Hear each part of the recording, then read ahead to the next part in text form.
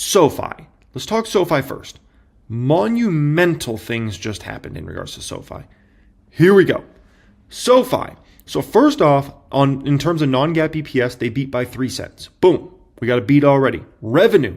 They also beat. They beat by $32 million than what analysts were expecting. Adjusted EBITDA was up 46% to a record $210 million in the quarter. Fee-based revenue is taking off like a rocket ship right now. Fee-based revenue was up a whopping, flapjacking, 67% in the quarter. Incredible. To a record $315 million. Member growth was up 34% to a record 10.9 million members. They call them members. I just call them customers. And as more and more of these folks continue to flock over to SoFi, as I've always told you guys in regards to SoFi, this is just such a well-positioned company to attract millennials, Gen Z, and then as Gen Alpha ages and eventually gets bank accounts, things like that, they're going to be so well-positioned for that generation. That will be the generation they're actually the most well-positioned for out of all of them, right?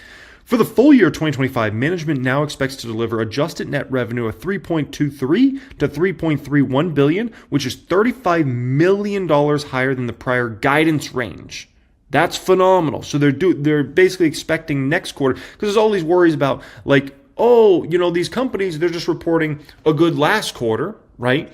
But now that everything's gone crazy in March and April, watch out. The April, May, June quarters, the guidances are going to be bad. SoFi's like, we're looking at our business. We're seeing what's going on. Things are better than we anticipated. Better. Not worse. Better. Not the same, better than they had anticipated. That is phenomenal. This implies 24 to 27% annual growth versus 23 to 26% in the prior estimates that they were talking about. So they're ahead of where the experts, the analysts that cover these stocks, they're ahead of where they thought, and they're ahead of where they thought, the management team thought. That's incredible. Management also expects adjusted EBITDA of $875 million to $895 million. Listen, if they're guiding for that, they're probably going to do something with a 9 in front of it. That's my hunch, okay? Above prior guidance of $845 to $865, this represents an incremental EBITDA margin of 27%, consistent with our long-term investment philosophy. SoFi expects GAAP net income of $320 to $330 million, above prior guidance of $285 to $305. So you look here, even their lower range is $320. Even that's well ahead of their highest range they had expected before, because the highest range they expected before was $305. Now they're talking about their lowest range expectations, $320.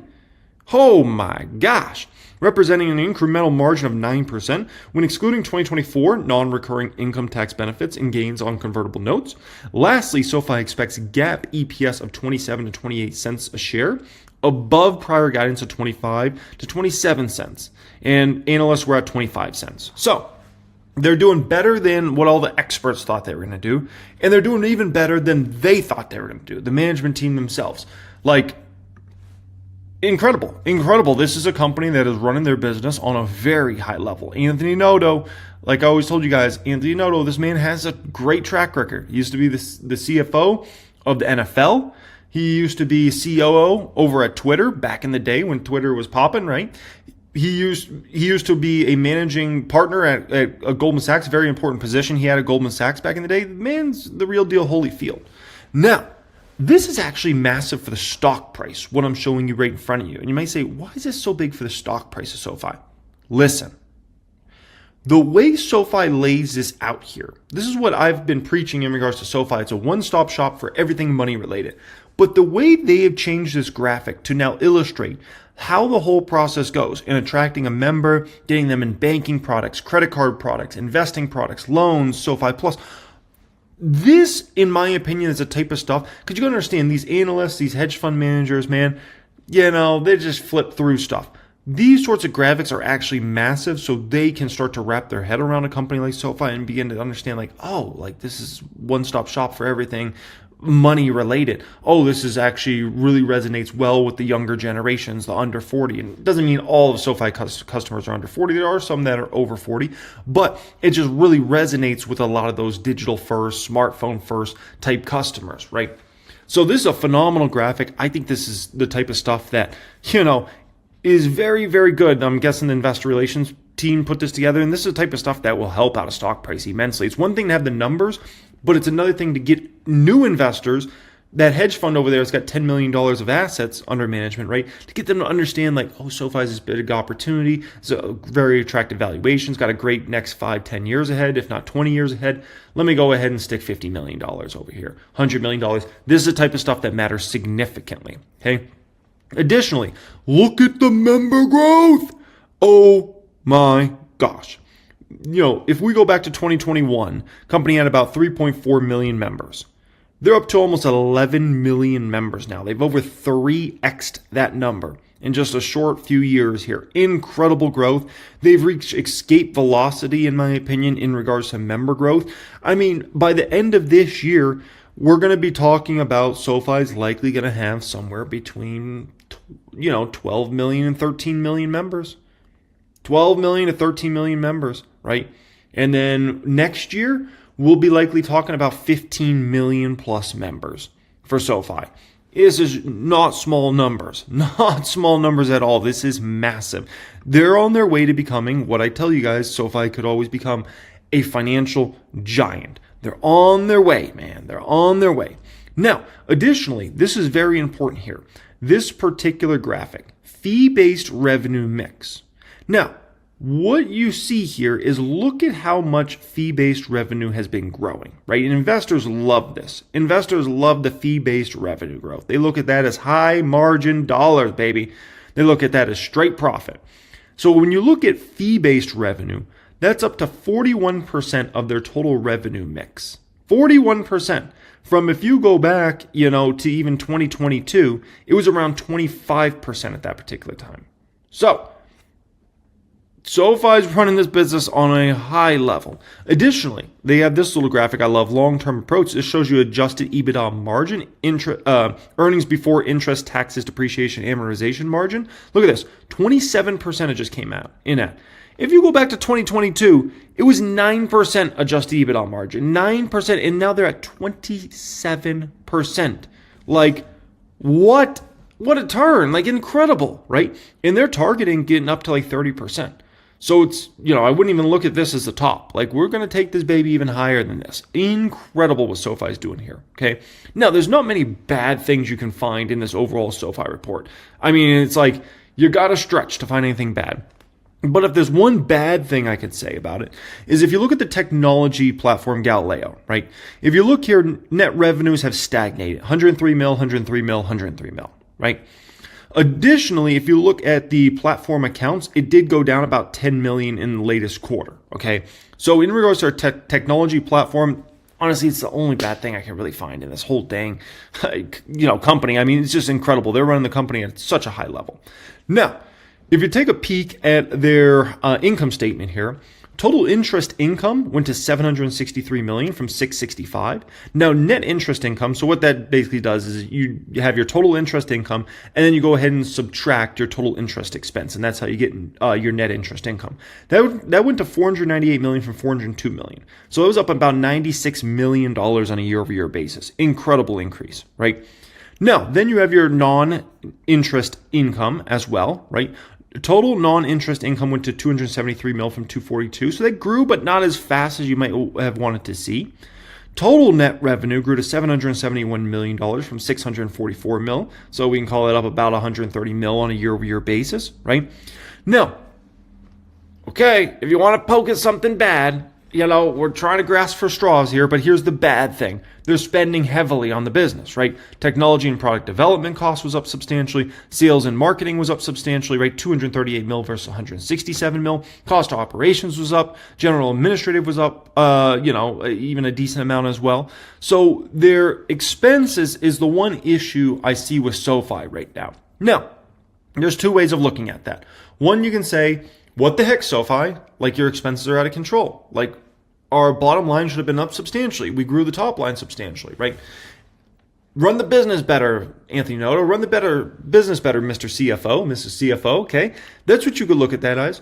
The other way to look at this is SoFi a company that is trying to position itself best for the next several decades, right? What is SoFi trying to become? They're not just trying to become a financial institution. They're trying to become a financial giant. My opinion is Anthony Noto and the management team, they go to work every day because they want to grow SoFi into becoming a financial giant.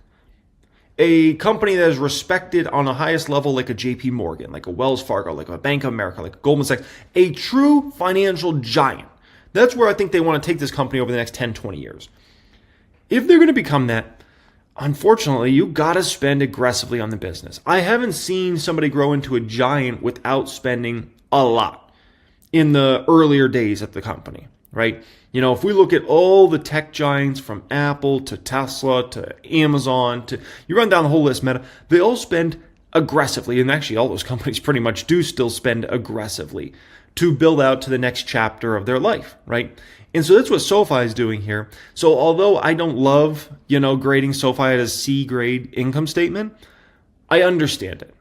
Because at the end of the day, SoFi wants to eventually have 20 million, 30 million, 50 million plus customers.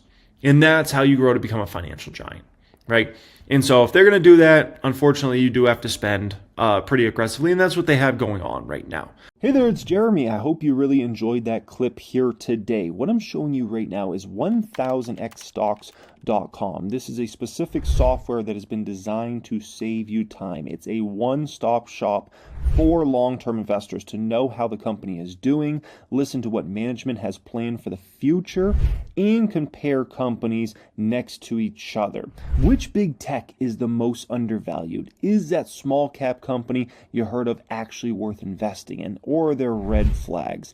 Get the front row to the conference call, be able to access the management, which information is right to make an educated decision. Get all that information through 1000xstocks.com. You can access that through the description area. You can apply for access to 1000xstocks.com, or you can go to 1000xstocks.com. So, SoFi, right off the bat here, okay?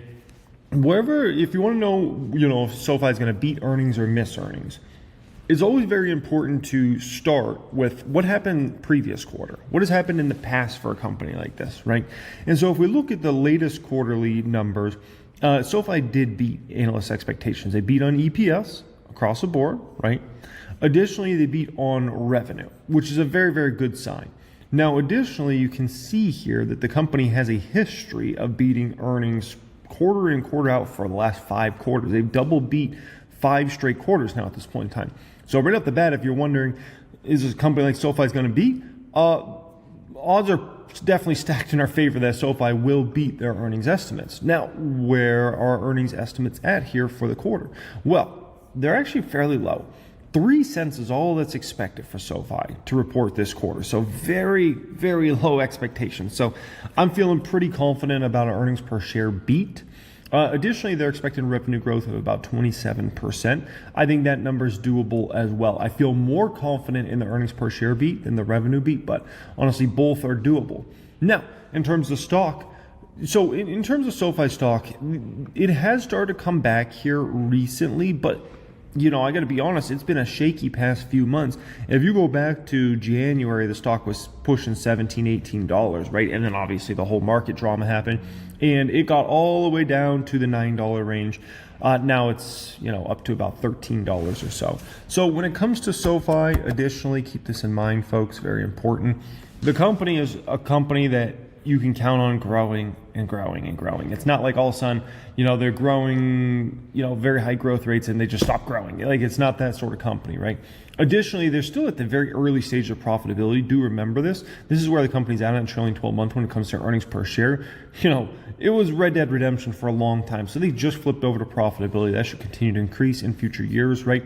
So SoFi is looking good here. I'm feeling pretty confident. If the stock goes down, it is a buy, especially if those earnings are good. PayPal. This one matters even more to me. PayPal is a bigger investment for me than SoFi is, right? So when it comes to PayPal, once again, you got to start last quarter. They did beat on earnings per share across the board last quarter. They also beat on revenue last quarter. Now, Alex Chriss has been running this company now for about a year, and we've seen, pretty promising results the last 3 quarters. They had 3 straight earnings per share beats. They did have 1 revenue miss out of the last 3 quarters and 2 revenue beats. So I would say Alex Chris doesn't have it quite as dialed in as Anthony Noto, but keep in mind Anthony Noto's been leading SoFi for a long, long time now, whereas Alex Chris is still kind of new kid on the block. Now, they have set expectations very low for PayPal here, which whenever a company sets expectations is pretty low, it's a good probability you can come in and beat those expectations. $1.16 earnings per share expected, which is about 7.5% growth. On a year-over-year basis, I think that number is very beatable. Additionally, next quarter's number, only expecting 1.6% growth. Very beatable number. So I really like PayPal as far as beating this past quarter and beating next quarter as well. Very low expectations. Now, additionally, when it comes to revenue, only 1.8% growth expected in this quarter from analysts and 2.5%. Also very beatable number. So I'm looking at PayPal here, folks, and I'm feeling very good about PayPal going into these earnings. We'll see what happens, but this is another one. If it goes down at all for any reason and they come in with great numbers, like, it's a buy. But my hunch is that the stock will probably move up and we'll see it back over $70. But, whatever way it goes, even if it goes to 70, it's still a buy. If it goes down to 60, it's a buy. The valuation just makes a lot of sense in regards to PayPal. I mean, too much sense, honestly. You're talking about a company that's trading at a forward P probably of 10 right now, somewhere in there roughly, with, numbers that just continually grow in regards to PayPal, right? And they're not expected to stop growing anytime soon. They're expected to just kind of have this slow growth right now and then get back to very nice growth as the year ticks on and we go into future years in regards to PayPal. But take a look at the P ratio in regards to, or the forward P ratio in regards to PayPal here, and you'll get to see what I'm talking about. Forward P is based upon analyst expectations of 12. High probability they'll come in and beat analyst expectations throughout the year. And so, man, it's just very attractive stock. Very attractive stock. Meta is next up here. When it comes to Meta, they crushed their earnings per share last quarter. They also crushed their revenue as well. They beat by almost $1.4 billion, but $1 billion on revenue. Now, additionally, check this out. Okay, let's count them up. 1, 2, 3, 4, 5, 6, 7, 8. 8 straight quarters of double beats. 8 straight quarters of double beats, analyst expectations, earnings per share, and revenue. Incredible, right? They had a tough 2022. We all know about that, right? But the moral of the story is this company's been on fire, okay? Now, if we go to analyst expectations here for what analysts are expecting, 521 earnings per share, only 10%, and then look at next quarter. Analysts are only at 8.7%, and then the next quarter's negative. Dude, we've got low expectations for Meta. And you listen to Google's earnings were pretty respectable, right? And so, Google ad business looks very strong. Whenever Google's strong, Meta's even stronger. And so this is crazy, man. You want to talk about a stock that has very low expectations for this next year? It's Meta. It's Meta. Additionally, we look at revenue growth. Analysts are at about 13% for this quarter they're about to report, then down to 12%, and then down to 11%.